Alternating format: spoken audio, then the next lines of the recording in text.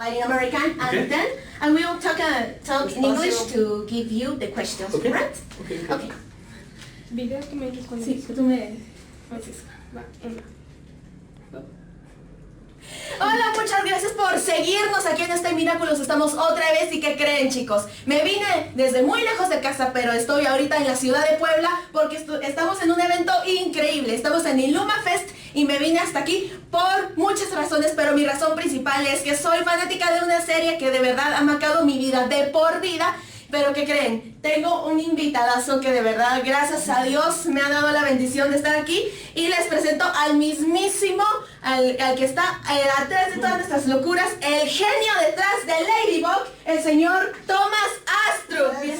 Yay! Welcome back to Latin America. It's a pleasure to meet you. It's a completely dream come true for me. Well, I have some questions for you, and you will answer in the words you have. Okay. Since your childhood, did you dream of being an animator? Well, when I was a kid, I was more into comic books. Okay. I've been drawing since I'm a child, and at that time, my father is a huge comic books collector. So we had plenty of books in the house, and when I was reading books or watching things on TV, then I was making my own comic books. So I was more into comic books. I had no idea how animation was made, to be frank, and I discovered an animation school when I was in high school. I discovered that there were schools for teaching animation, and I was like, well, let's try to do it, but I had no idea of how to proceed to do animation, and then I learned the techniques about animation, and then I fell in love with this medium. Okay, it's amazing. With your project Miraculous, in the creation of this project Miraculous, which today is a worldwide phenomenon, what were your main bases for creating this TV show? It's a mix of a lot of things, mostly my love for Japanese animation and also my love for superhero comic books, and obviously all the influences from the European culture, of course. It's a mix of all of this, I think, and also the writing team and all the people working on the show, we use a lot of what we are dealing with in our daily lives, and we put a lot of our daily lives into the show. Okay. And so I think that maybe that's what makes Miraculous a bit different from other shows.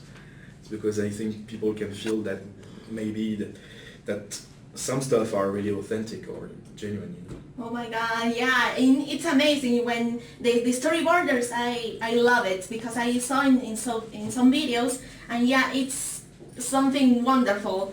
And when you saw the success that this generated after the first season, did you feel that you were carrying a big responsibility to create the others? Yeah, but even before doing the second season, this is a kind of work ethic that I have. I've always thought that when you create something, it is people are giving time to you. So it's a great honor people do to you. They give time of your life to watch at what you're doing. So I've always thought it's very important for us as artists to be thankful for this honor people do to us. And so we have to tell things that are interesting and deep and that don't waste people's time. So whatever the season is, whatever the project, this is something I always try to put into my work. Okay, it's something really interesting. Since the beginning of all of this, which was the biggest challenge for you?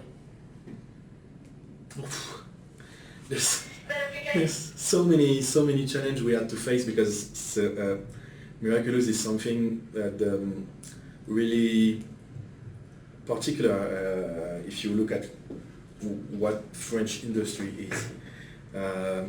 usually there is no, most of French animation projects, at least for the TV shows, are 10 minutes episodes, telling stories about young kids, something not a very nice, no big stories and everything, a bit like a formula show and everything. No, so basically what we did with Miraculous is something that doesn't fit any French canon.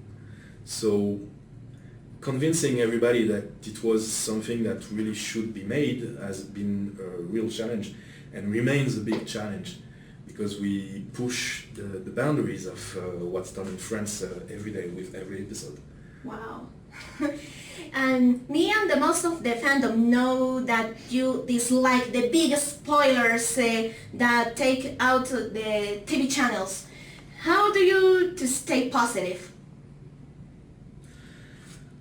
I guess you just get used to it, you know. It's something that it's out of your hands, right? Yeah, so I don't like to worry for things that I can do anything about, so it's better if I just don't care about it and that's all. But I also think that the element of surprise was an important thing for the first season and maybe season 2, you know, just the first season were a bit formulaic, you know, it was always the same thing, so when we introduced something new, I felt like it would have been better if those things hadn't been spoiled, you know, to keep the surprise effect, you know.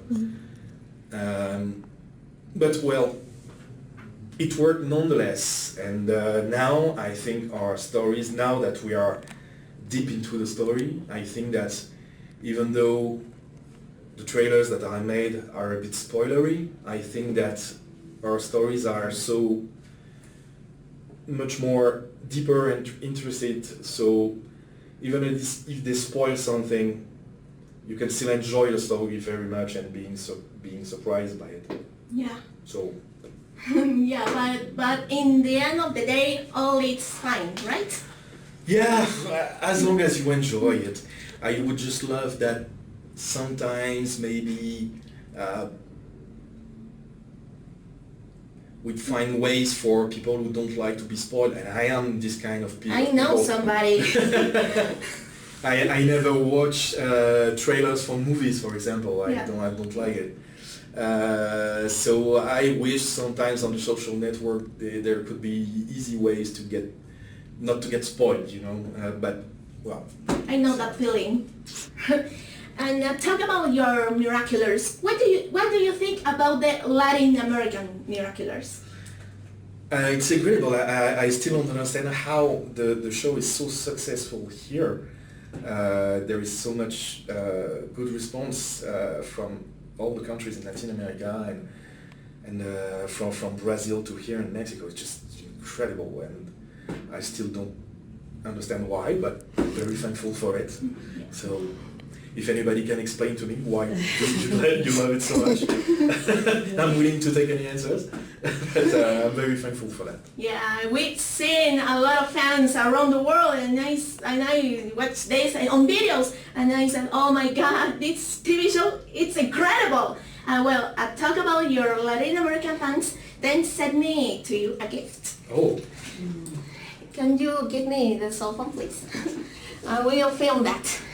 This gift is for you, cards, drawings, and photos from your friends of Latin American and Cuban. Cuba, sorry. And Cuba as well. Yeah. Then send me this for you. This is for you. To say thank you. They love you so much. That's so sweet. Wow. Yeah. ¿Lo ven, chicos? Sí les cumplí y aquí estoy de testigo. It's incredible. Thank you very much. Thank you guys. It's awesome. I love it. Yeah. And they are very talented, drawing Ladybug and Cat Noir. Wow. El Salvador, Mexico, Peru, Cuba. It's amazing.